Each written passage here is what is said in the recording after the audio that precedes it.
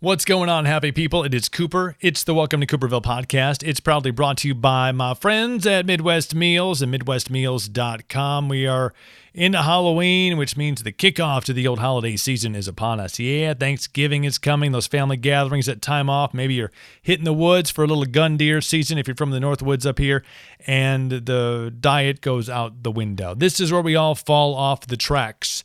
And then that's why New Year's resolutions were created to get us back on track come 2020. How about you avoid getting off the tracks completely as you head up to MidwestMeals.com. 13 rotating healthy meals for you to just grab, pop in the microwave, and eat on the go or for dinner whenever you want to put it as part of your diet.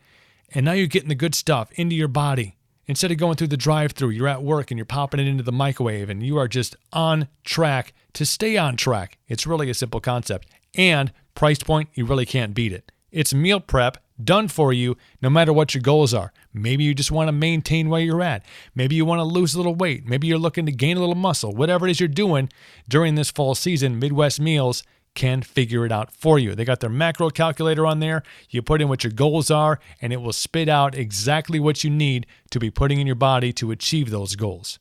And to top it off, their meals are damn delicious.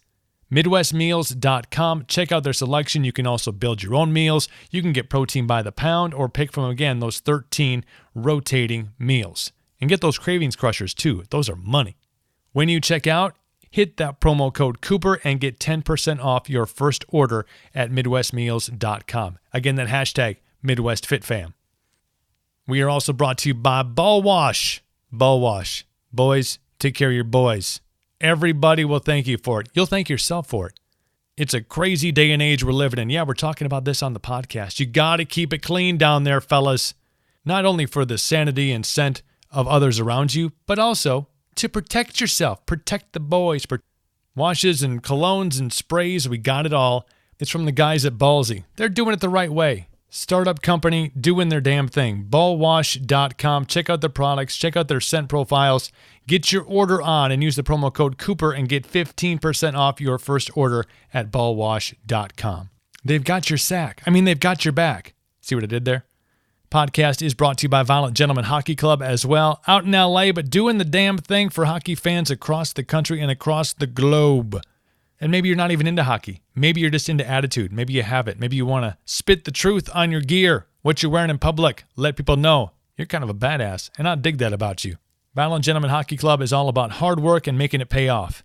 So make it pay off for you by saving some coin. ViolentGentlemen.com. The promo code is Cooperville15.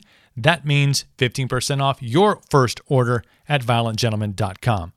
I'm actually rocking their shirt right now. Nobody likes us and we don't care. See, that's the kind of attitude you need to have.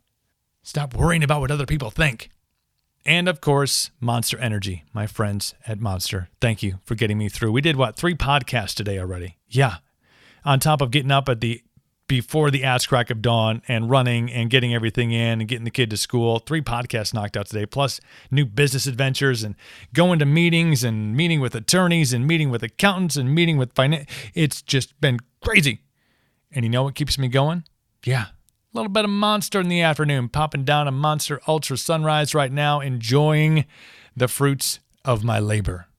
Also, Monster Hydro. Huge part of my workout regimen as far as hydration and focus go.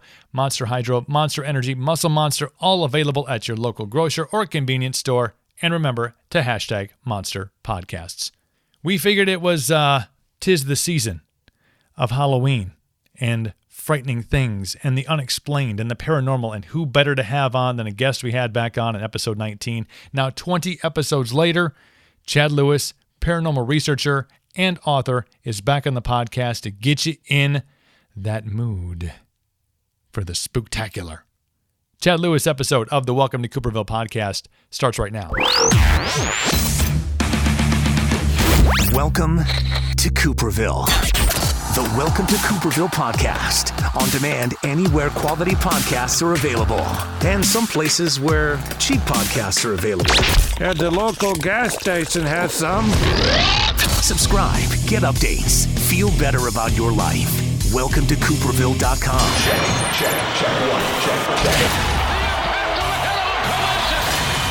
Welcome to Cooperville. Make sure you use a coaster. The wife gets upset when we leave rings on the tables.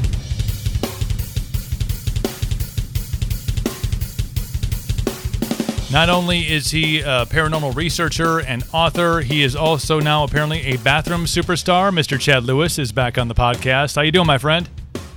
Happy Halloween to you. So what's up with this bathroom thing? I see you're posting pictures on the social medias that you're becoming really popular with your events in like the restroom.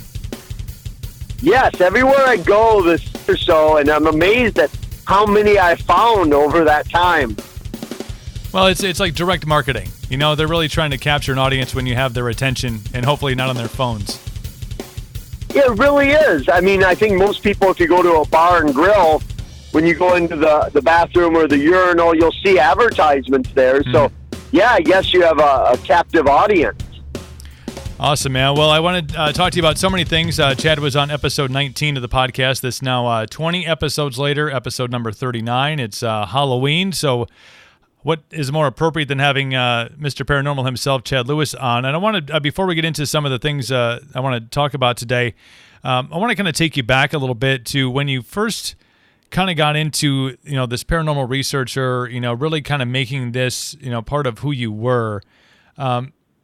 Did you have a lot of people who were telling you maybe this wasn't a career path that had been really laid forth before a lot of people to make a life out of? I certainly did, and this was 25, 26 years ago. Mm-hmm. Yeah, I was still in high school. I was traveling to Elmwood, Wisconsin to interview people who had seen UFOs in the sky. I hadn't even started college yet. Wow. And people would often say, why are you even researching this? There's nothing to it. But yet, on the other hand, when I mentioned what I was doing, people with a little whisper would say, well, I have a story, or Grandpa used to tell me a story when we were growing up. So it was on both ends where people were excited about it, but yet other people were very skeptical of it as well. But it's obviously something after, like you said, 25, plus years, you've, been persistent on and continued on, written, many books, been, this time of year especially, they're running a lot of marathons on some of the networks, and you'll see Chad's face pop up during, some paranormal TV shows, and lending his knowledge and insight into some of the topics that they're discussing on there. But it seems like this time of year, Chad, when you get into, Halloween in the month of October, there's a heightened awareness. Now, some of it's obviously commercial. There's the candy bars, and there's the costumes, and there's all these other, propaganda-esque type things that are out there, because it is, it's a fun holiday, carving pumpkins and going to the pumpkin patch with the kids. But it seems like there's always this heightened sense of the paranormal, of the undead, of things, of stories like you mentioned that were whispered to you when you first got started. What is it about this time of year in particular that really, besides the glitz and the glam of the holiday itself, what is it about this month and this particular part of the month that really highlight and energize, those things that are out there? Well, I think there are two things. One obviously is people believe the veil between worlds is getting thinner and thinner as we approach Halloween. Mm-hmm. So I think giving us a glimpse into the other realm or other worlds or whatever it is, but also giving them a glimpse into our world. But I think more is the darkening of the days. Mm-hmm. The days are getting shorter. The weather's getting colder. The sky's losing the sun. And I think all that plays into it as well, that settling in as the season changes. And we, here in the Northwoods of the U.S., we start to brace for a long and hard winter. Right. So I think some of that settles in, too, of things are dying, plants, leaves, trees. And I think all that plays together into one fear of this is when anything could happen. You've been, it looks like, spending a lot of time in graveyards. Obviously, that kind of all ties together with, with the dying and, what is it about those areas? Obviously, there's the remains of family and friends and people we don't know. They reside in these locations, but there's always, I think where you talked about that veil a little bit. It seems like in those specific areas, in graveyards, if you happen to find a burial ground somewhere, the places where there's that loss of life, is laid to rest. What is it about those areas? And again, you've been spending a lot of time in them recently, that even almost seem like draw that veil back a little bit more, make it a little bit thinner. A lot of the old cemeteries, the land was chosen because it was thought to serve as a portal between our world and the spirit world, so that when your loved one passed on, it would just be easier for them to travel from our world to whatever world you believe they go to. But people didn't necessarily fear them. People would have picnics and gatherings and go spend Sunday afternoons with their loved ones that they had lost at the cemetery. Kids would often play at cemeteries. But then they started taking on that as more and more of death moved outside the house. Mm-hmm. Years ago, people would die at home. They'd have the funeral right in their parlor, hence the term funeral parlor. Mm-hmm. They would have the wake there. Everything would be done at the house, but as soon as that moved away, we started to fear death more, and we tried to outsource these things. People die at hospitals, and funeral parlors took over commercial ones, and then people would be buried not in their own backyard, but in a cemetery. So these things became foreign to us, and I think they took on more of a supernatural appeal in the fact that cemeteries were places where the dead reside. And you've spent a lot of time in them, not just recently, but over the course of your career in your your research. What is it? What are some of the things and dares that you have gone through in some of these places? Because I do think that when you have that kind of that mass grouping of really death and decay and sometimes in sadness, sometimes if a person was ill for a long time, that sense of relief. So you have a lot of emotion kind of tied up in these really coordinated, sometimes fenced off areas. But when you get a chance to walk through the gates and maybe experiences, go through some of the things that you've heard stories about, what are some of the things that you've been able to be a part of as in those cemeteries that you've been to? Well, a lot of cemeteries have dares attached to them. You have to do something in order for the legend to come true. Just a couple weeks ago, I was speaking down in Marshalltown, Iowa, when someone came up to me after the program asking if I had ever heard of the story of this young girl named Anna Weiss, that she had been killed in the 1800s, a terrible, brutal murder, and the killer was never apprehended. And the legend had become that if you went out to her gravesite at night, of course, and you said her name 3 times, not only would the name of her murderer appear on her gravestone, but her spirit would appear as well. And so I went out after my lecture and filmed it and tried it, and nothing happened while I was there, but I'm always fascinated by these dares that there's certain rules and regulations you have to follow, whether it's saying a name a certain amount of times, or there's a grave in Mankato of a former doctor who, if you knock on his mausoleum 3 times, not only will you hear knocking back, but a giant demonic type beast will come after you and try to take your life. But there are always these stipulations that you have to roll down the hill 3 times, or run around a grave, or sit on top of a cursed mausoleum to get pushed off. There's always things that you have to add. You have to participate in order for the legend to come true. Chad, you've been a part of a bunch of different TV shows that are doing stories on different elements of the paranormal.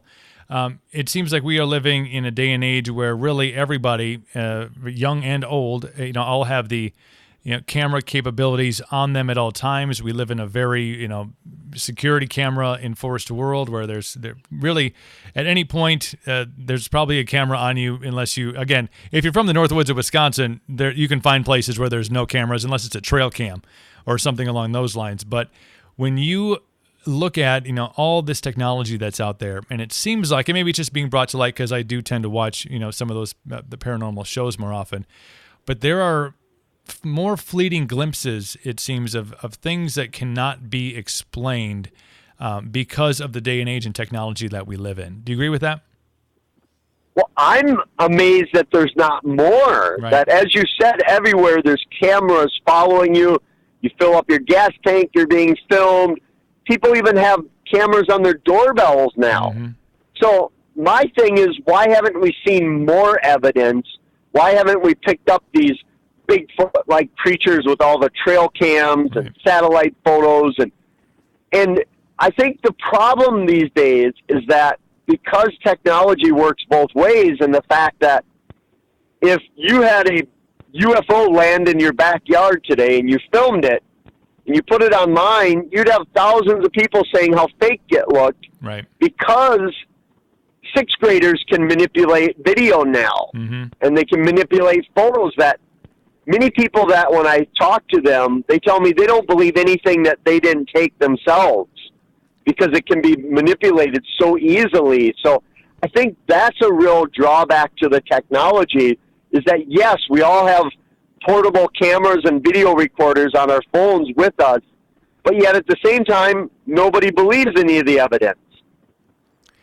Do you think that sometimes can, make people not post things that they've captured? I just had a podcast recently, and we talked about some of that social media ridicule that's out there and what it can, can do to a person's psyche. But imagine you did capture, that UFO landing in your backyard, and the hesitation, may be that you're fearful of those exact comments that you talked about, where you'll have people calling it fake, yet you witnessed it not only in through the camera lens, but with your own two eyes. Do you think there's some hesitation out there too? People probably have some good footage, but yet they're a little bit reluctant to put it out on the socials because of the social backlash that could come along with it? I've had many people come up to me after my programs and show me really cool photos they've taken, both on digital and then actually when people use film. And I asked them if they've ever posted it or put it on the computer for better analysis, and they just kind of shrugged, like, no, it's just a family story. We don't want it known. Right. And that not only happens with videos and images, but also stories. I've had people tell me stories that they said they haven't spoken of in 20, 30, 40 years because they didn't think anyone would believe them. And that is changing more. Every decade it gets easier and easier to tell your story. But still, people are hush-hush about a lot of it if they don't trust the person. Do you think, and like you mentioned earlier in the podcast, you've been doing this for a while. You got 2 decades plus into research. Do you think that hesitation to come forward is more prevalent now? Because I reckon back to being a child and sitting around the campfire at my grandparents' cabin up on Lake Pulaski, and ghost stories would be brought up, and obviously some you could tell were embellished by the adults in order to not frighten the children, but to tell a good story, to get a good spook. But the ones that kind of kept on coming up, hey, tell that one story, Grandpa, about that time when you were growing up on the farm and you saw this particular thing maybe in the woods, and the stories that keep on coming up, it seems that kind of had more of a true ring to them. Do you think that people are more willing to share nowadays, or do you think that they do try to keep things more closer to the vest because of public ridicule? I think people are more willing to share today, but than they were 20 years ago, but still nowhere near what you would imagine or hope that it would be. And a lot of people tell me their story after a program in private, and then I'll say, email that to me. Give me all the details you can remember. Put it in writing. You don't have to attach your name. I just want to have it so I remember everything. And I'd say less than 5% of the people ever do. And I don't know if that's because they don't want to take the time to do it, or they're fearful that it really won't remain unknown. I don't know, but it's just very frustrating when people have such great stories and they just want to tell you about them. They don't want you to investigate. They don't want you to really do anything with it. They just want to get it off their chest.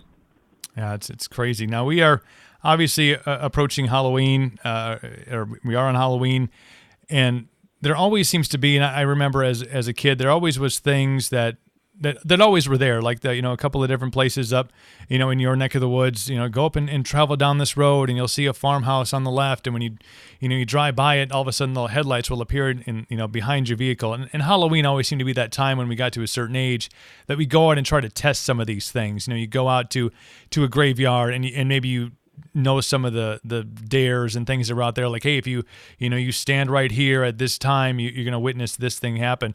What are some things out there that that people can go who really are looking for kind of that rush that you experience, that are in the area, in the Midwest, where people can go and have a good Halloween experience that's not just your standard trick-or-treating or going to a Halloween party or getting dressed up? Where are some places people can go experience some real, some things that have some history to them?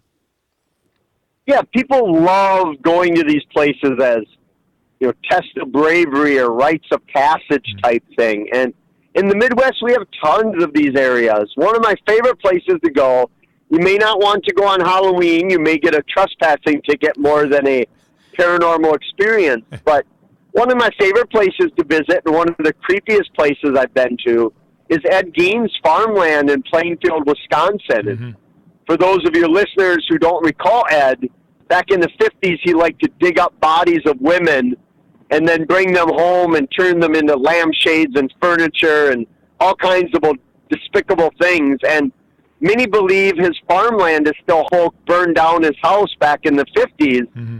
The land is still there, and people have experiences out there.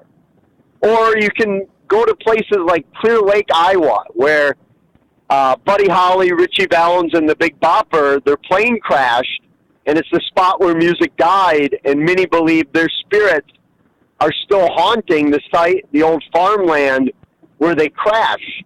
So you can go to these places where not only is it legend, but you get a little bit of history. Mm-hmm. You get some Americana there as well. And there's endless types of those places around the Midwest. You can't throw a rock without hitting a place with a paranormal tie to it. And Chad, from the great state of Wisconsin as well, it seems like, you mentioned Ed Gein, and obviously there's been other really well-renowned, in a negative way, I guess, serial killers, people that fall into that category who, that negative energy and that fear factor, I guess you would say, seeps into the soil of places. I remember a couple of years ago, my whole family, not my whole family, but like my wife and myself and my cousins and their spouses all went down to a Brewer game in Milwaukee, and we stayed at the Ambassador Hotel in Milwaukee, and had, unbeknownst to us, like I was like, wow, this is a really cool old, historic hotel. It's got a lot of the old, workings on the inside, and really kind of inside, looking at it from the inside, like this is a really kind of a neat place. It's got these really cool amenities. It's not your modern, hotel that you go to. It's just got these really cool, features to it. We didn't know that there was a tie in there with Jeffrey Dahmer, and until like weeks later, when we realized that everybody who was married got into an argument with their spouse that weekend. There was just this really heavy negative energy that people were arguing over just the silliest things, like, and people getting riled up over the silliest things. Like, we're down in this, in Milwaukee to have fun, go to a brew game, go to Sobelman's, have a burger, have a couple beers, live the Wisconsin, late summer dream. And yet this place, again, and we didn't realize this until afterwards, and we all were together at our house having a game night, and one of them brought up, hey, I was, just looking at that hotel. We were going to plan another trip for the following year. And we're like, maybe not that hotel because, nobody had really good, good times there. And somebody brought up the fact that, Jeffrey Dahmer was bringing some of his, eventual victims to that hotel.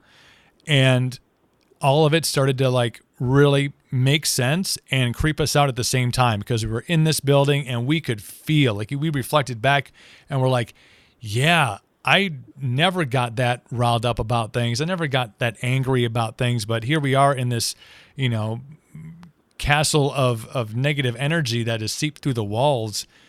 and it just expunged on us. It was really, really crazy. But Wisconsin seems to have a lot of those kind of places where just, the stories, the history is there, and the energy seems to still be present.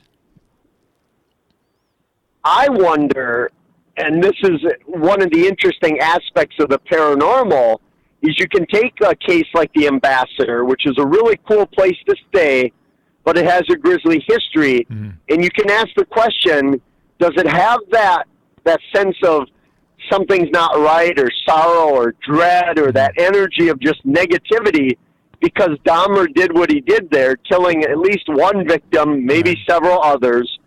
Or did Dahmer somehow pick up on that negative energy that pre-existed before he was there, and that's why he chose it for his deeds? And that's an interesting question of, is it cursed because of Dahmer, or did the curse attract things like Dahmer? And obviously we'll never know those questions, but that's fascinating to me because there are many locations where they seem to be cursed. About 10 years ago, I was doing a radio interview in Appleton, Wisconsin, and I was talking about this cursed farm that I had discovered when doing a book on old newspaper articles in Wisconsin. And this article talked about from the 1800s on that there was this farm that the owners thought was cursed because so many bizarre deaths, suicides, untimely deaths, murders all took place on this farm.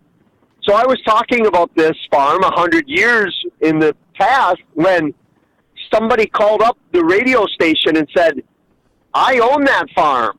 These things are still going on to this very day. Wow. This isn't something out of history. We still think it's cursed. So I really do believe there's something with areas themselves, whether they are a paranormal beacon or a hot spot or just cursed places. And I think we've all felt that. You'll walk into a place and for some reason you just do not like it. You can't say why, but it doesn't fit with you. And I think maybe some of us might be picking up on that.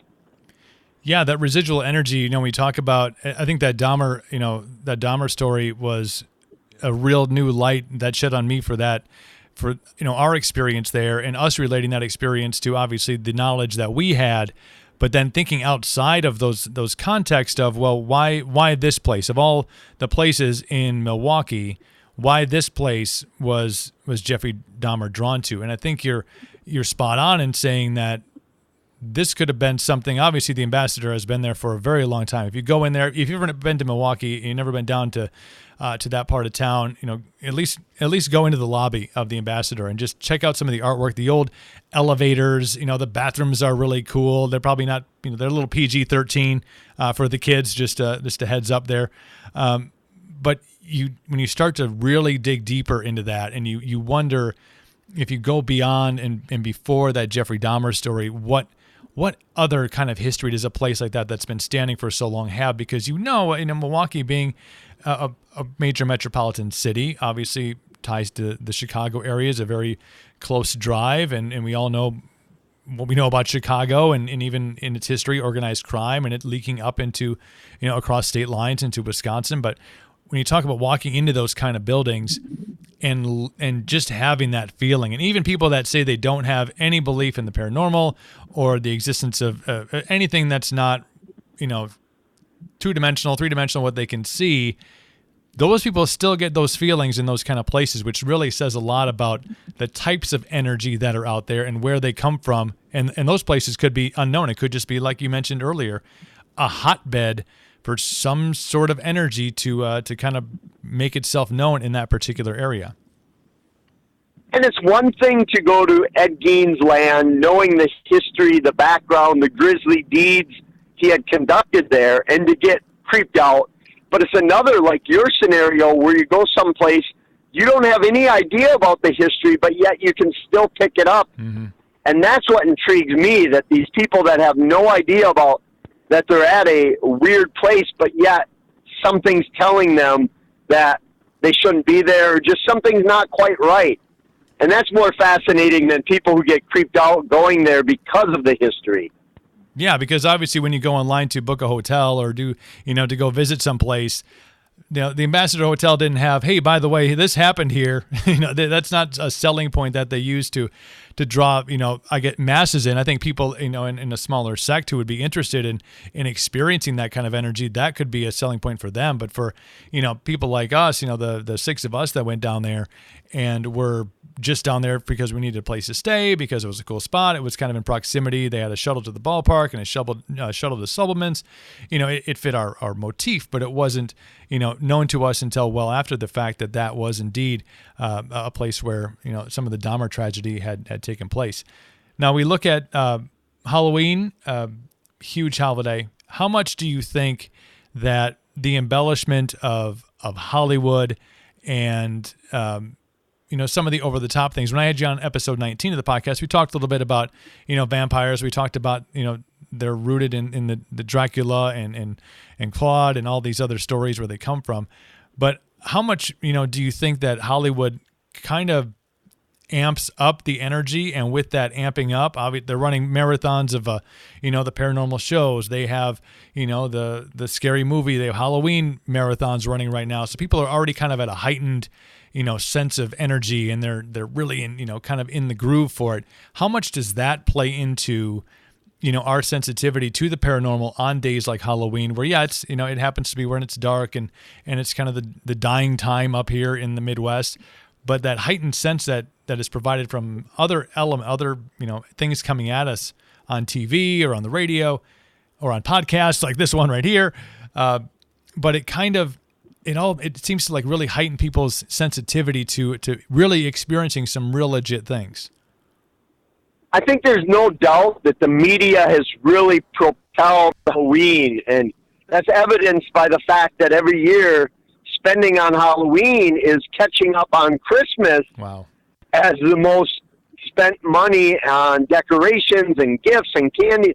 It's catching Christmas every single year. It's catching up on it. But I think also at the same time, it's bringing us further away from the real history of Halloween. Mm-hmm. And I think that more people see it as just horror movies and scary things, but they kind of forget the idea of Halloween. And I think that's illustrated in all the costume picks of today, is that 50 years ago, people would dress as the scariest thing they could think of, because the idea was that on Halloween, when things could come back to this earth or this realm or whatever, mm-hmm. and if you were dressed as something scary, they would either think, one, you were one of them, and they'd think you were just someone they didn't know but similar to them, or two, they would think, this thing looks scary. I'm not going to attack that thing. Right. I'm going to attack the superhero over here. That doesn't look scary. So I think today we've fallen away from that with costumes of sexy Mr. Rogers or whatever the newest trend is out there, the absurd trend.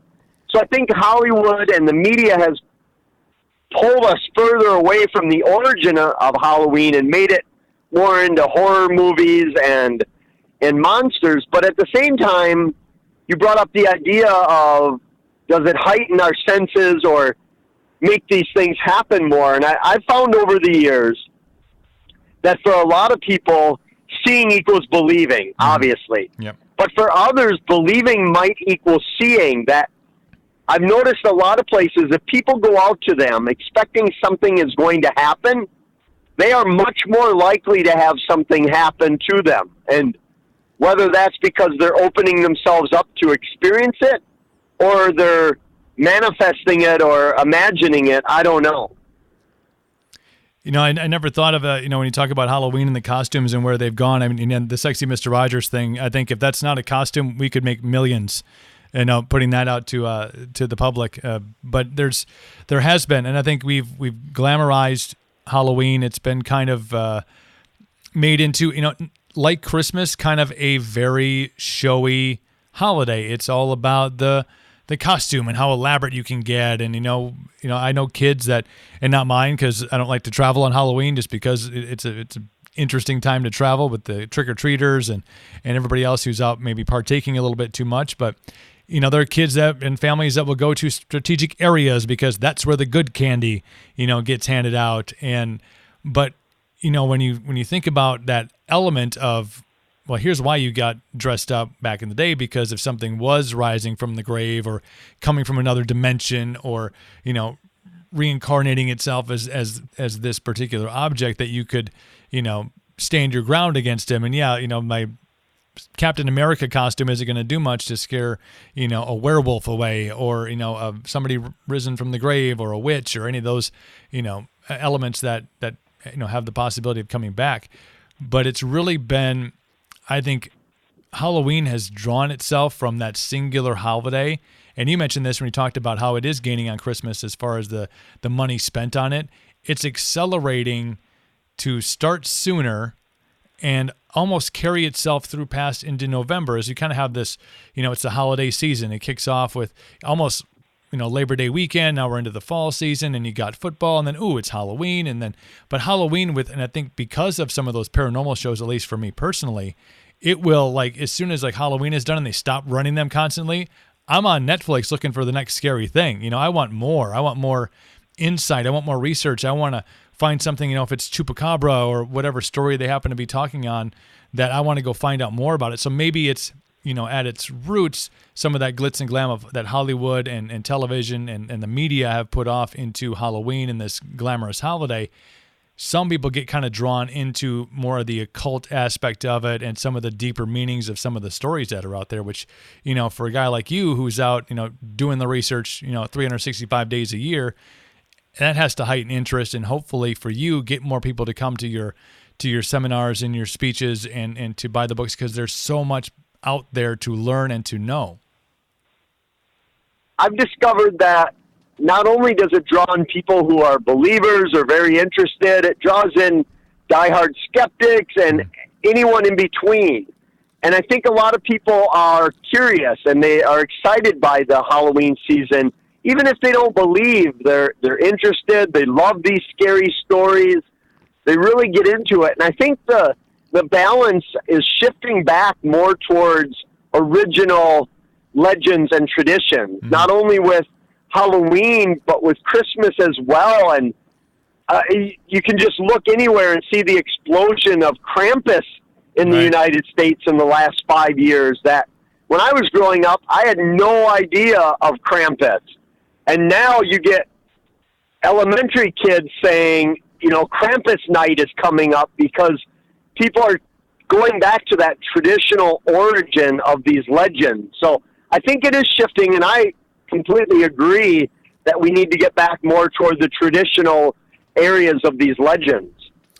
Chad, we've been speaking, obviously, setting up the podcast and stuff, and talking about how busy you've been, which is it's great for you to be out and be able to tell the things that you've seen. And then I think in as you've mentioned several times in this podcast, getting to hear stories back from people coming up and whispering their tales and things that have been passed on from generation to generation to kind of keep those stories alive. Would you say in 25 years, since you started, since you found your way into this arena, that there are more believers in 2019, or would you say that skepticism has surpassed believers? Where do you think the balance is from your perspective on as a overall human beings, the places you visited? Do we have more people out there believing, or do we have more people that are finding ways to be skeptical about the paranormal, UFOs, and the existence of the like?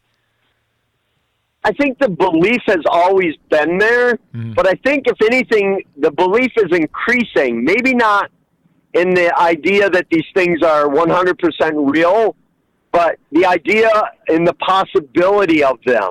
And I think that's a big difference, but a big step as well, that a lot of people might say, I don't think aliens are here. Right. I don't think we've been visited by them, but I think there's life out there.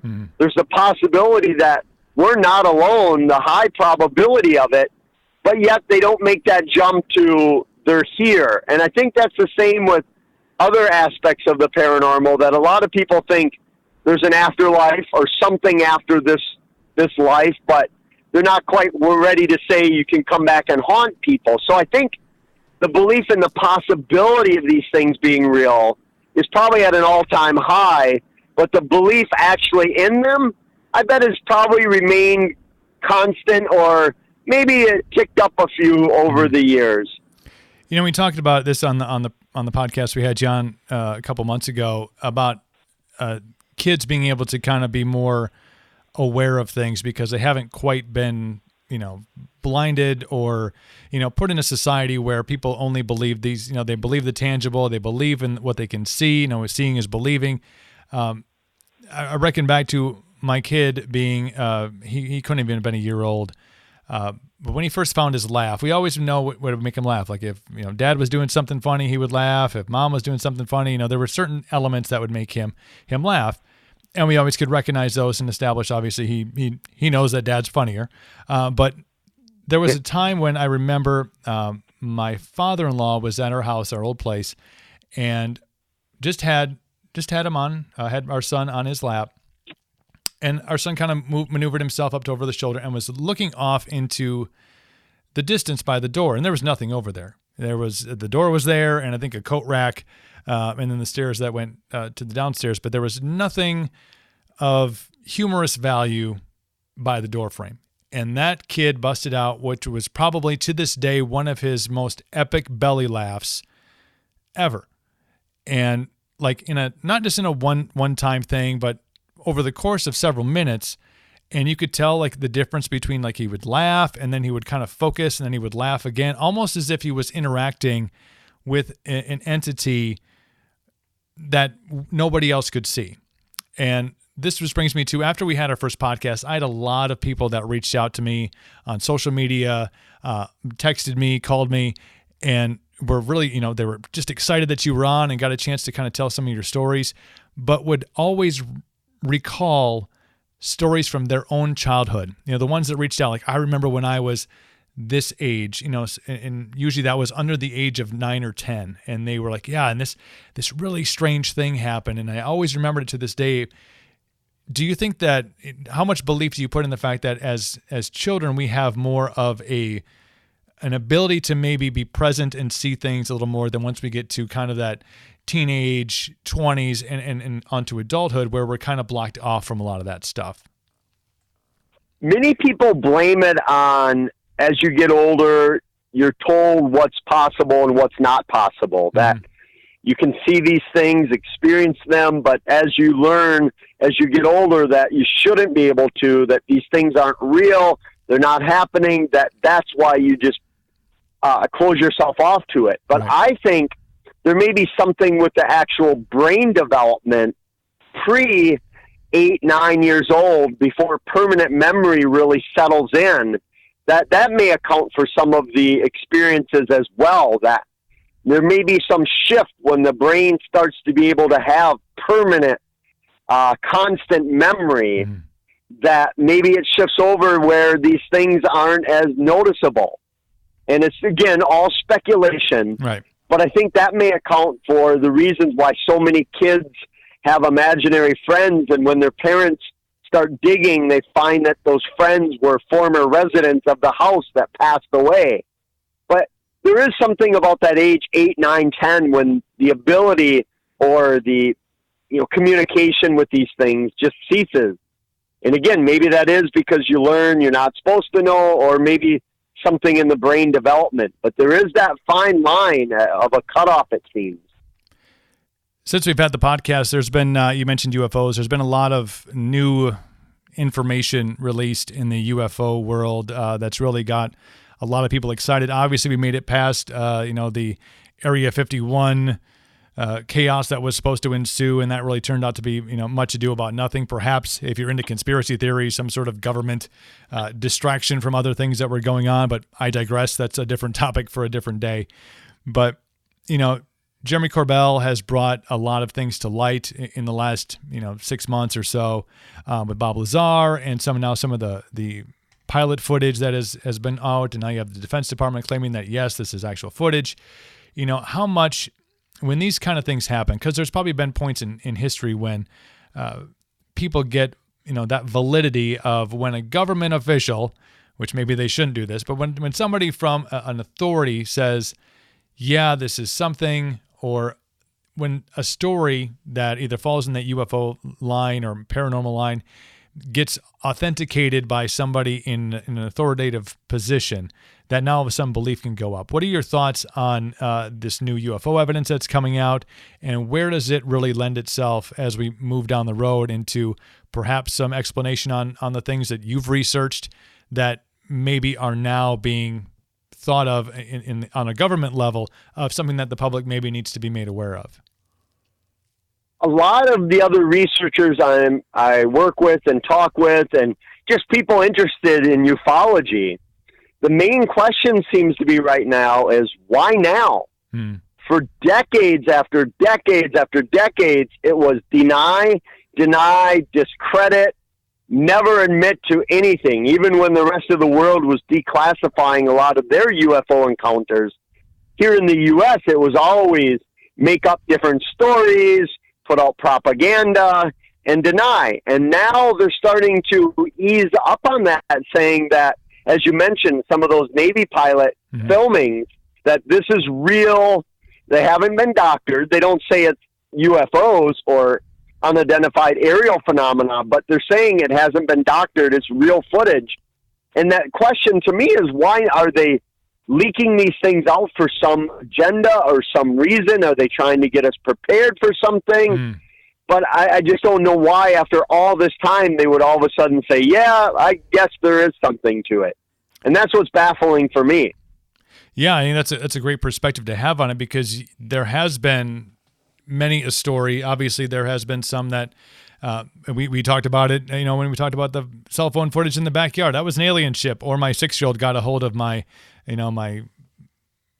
video account and was able to doctor some video. But, there really has been this big national government level acceptance of things in a microcosm of the Navy pilot story. I think the Bob Lazar story is a fascinating one. The fact that that's been brought more to light for the second time, and how it all kind of correlates together with itself. But yeah, that is a really good question. Like, why in 2019, after decades of documented, unexplained incidences, is now the time where we start? And again, they're just dabbling. They're just, yep, that's real footage. They're not giving, they have, kind of confirmed, or at least, the pilots have confirmed that there is no technology, there's no, way that the United States, or really as far as we know, any other country would be able to put that kind of, propulsion into use. When you talk about that footage that the Navy pilots had, there's no element that you don't have to, you take off from a plane, it starts off slow and it builds speed and it goes. It just doesn't go. You don't go from 0 to, 200 miles an hour in no time. So all of a sudden these things are starting to be like, yep, that's real. But is it part of something bigger? I think is a huge question to be asked out there. Are they preparing us for something because there's something on the horizon, things that we need to be maybe mentally prepared for? Or is it just like a step in the process? Like, okay, if we all of a sudden say, yep, so this is non-doctored footage, and then it kind of gives people a window. They can go, yeah, okay, well, it could be, maybe it's something in nature that we aren't aware of. But it also gives that person who's starting to believe a little more fuel to their fire. And maybe what's the next thing that comes out? Because it's been coming fast and hard for the last almost a year.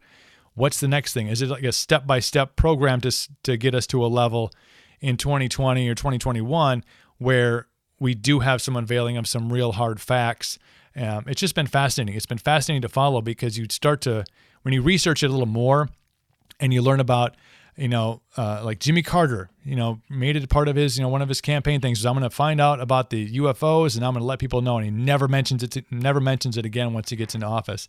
Or Clinton saying, yeah, I'm going to find out, he was on like Arsenio Hall's show, and I'm going to let people know what's going on. Obviously Clinton ran into some other issues and maybe he was distracted, but that's neither here nor there. But there's been these, recently, all of a sudden the government is starting to kind of, it feels like brace us, Chad. It feels like they're bracing us for something.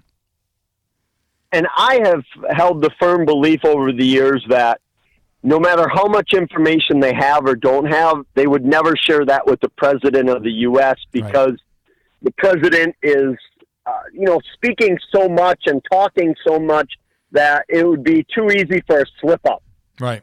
That no matter, even if the president's tight-lipped or, maybe a little more open, like some of the presidents are, of talking off the cuff, right, that you would not want that person involved. It's just a liability. So I've always thought that whether it was Clinton, Carter, all the way up through modern day presidents, that they would not know, and it would be a benefit for them and for the secrets they're trying to contain. But I agree. I think there's going to be more announcements. I think this is the bottom level, and they're going to start squeezing more and more out and see the effect of it. Do you think, and this is your personal opinion, do you think that there are, we talk about keeping secrets from presidents, and I think that, there's probably not just UFO existence or, alien life or we've been visited, anything along those lines, but there's probably many other facets of government that are not passed up to the highest position. Do you think that there are, secret government programs in place, doing some alien research, doing some things that are unbeknownst to the public, or maybe, and obviously if they're unbeknownst to the president, they're probably unbeknownst to the public, but that those are in existence and that government money is funding some of these things? If they're not, there should be. When the government says they're not interested in UFOs, it drives me crazy, because how can you not, when your number one goal is to keep the public safe, right, be interested in things in our airspace or our country that you don't know what they are? You don't know if they're another country's technology or another world's technology. No matter what the explanation, why wouldn't you be interested? It's hard to comprehend that they wouldn't be. So in my mind, yes, they're not only looking at possible extraterrestrial stuff or interdimensional or time traveler, whatever it is. I imagine they're decades ahead of technology that we know exists. And it's like when people kept seeing the stealth bomber decades before it came out, they swore that's what they saw. And then when they announced the stealth bomber technology, people said, yeah, that's exactly what I saw 10 years ago. Right. So I think without a doubt, they're so far advanced in technology that most of us probably might not even want to know the kind of things that they're capable of doing. Yeah, I think there's a rabbit hole there that you can definitely fall down, and with places and outlets like Netflix and podcasts. I mean, a lot of those stories, a lot of those people's stories are getting told, and I think that's beneficial, because it's the truth will probably not come from the top. The truth is not going to come from a presidential speech or a breaking. If it comes to a breaking news thing, like it's 7:00 on Halloween, not to freak anybody out that it's coming tonight, but just throwing a time and day out there, that the president comes on the television and makes an announcement about invaders or aliens coming. Chances are the track to that happening, that day happening, is probably been discussed in a public forum leading up to it. There's enough people out there, I think, that are really hardcore paying attention to it. I think they're finding funding for these projects and finding funding for research that's non-governmental. And I think you mentioned it, if they're not doing it, they're missing it. If they're not doing the research and not paying attention, somebody needs to be doing that.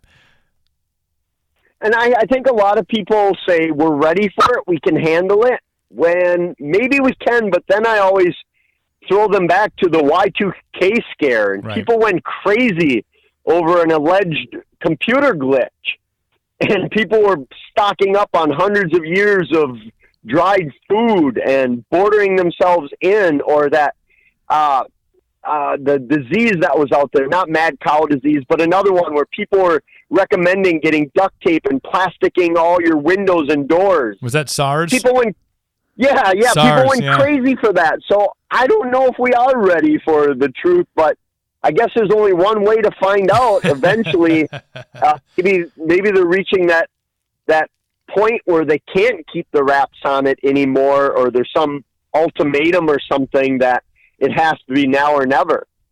And I think, not to steal the quotes, and I won't get them right, from like a Men in Black movie, but and this I think falls into not just UFO research and the existence of alien life forms, but also into the paranormal. I mean, an individual, a person, can probably comprehend and understand and would make sense of even something they didn't believe in being true.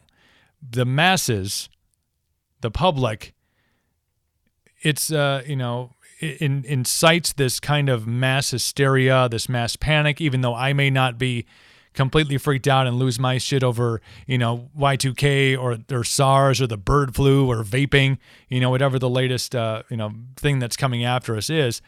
But in a mass setting, in a mass group setting of Americans or globally, everybody on the planet, we tend to kind of follow in groups like everybody's freaking out about the aliens. Everybody's freaking out because now we know that there's this other realm where, after we die, we know what happens. And now we know that there's this portal where people can cross over back and forth between dimensions.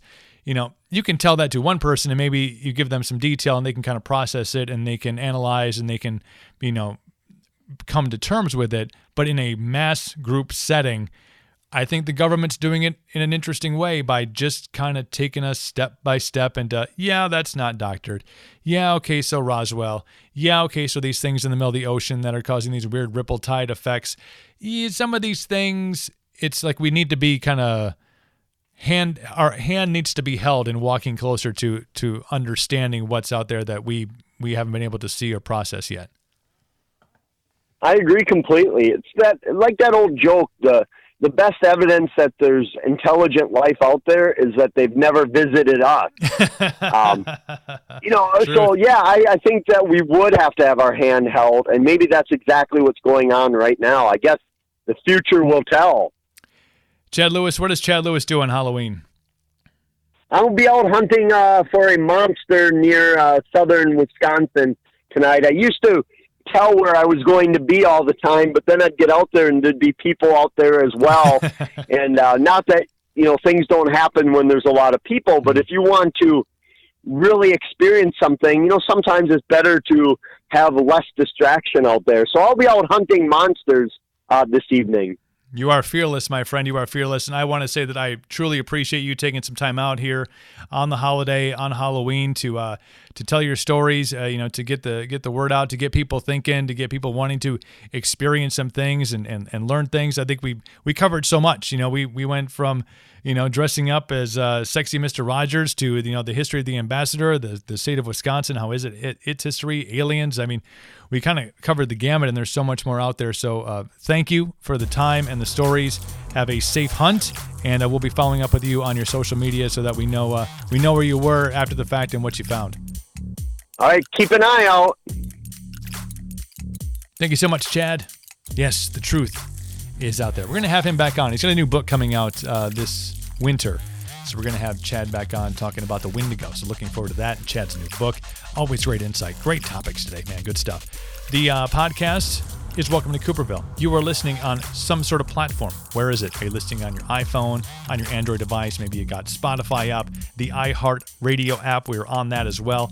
YouTube, we're playing on there. We're all over the place. Everywhere podcasts are heard, you can get the Welcome to Cooperville podcast.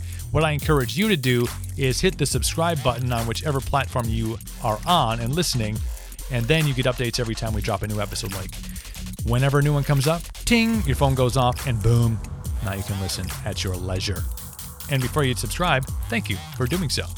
Plus, we are on all the social medias sharing upcoming guests and different things going on in the world of Cooperville and new adventures that we have going on. So make sure you find us on the social medias, Facebook, Twitter, Instagram. We're all over them. Search Welcome to Cooperville. Hit the follow, hit the like, and you'll be riding along on this train. And sometimes we'll find stuff. We'll pull stuff from a podcast and we'll be like, oh, we were talking about this. And then we'll throw it up on social media and you can kind of tie the thing together in a nice little present.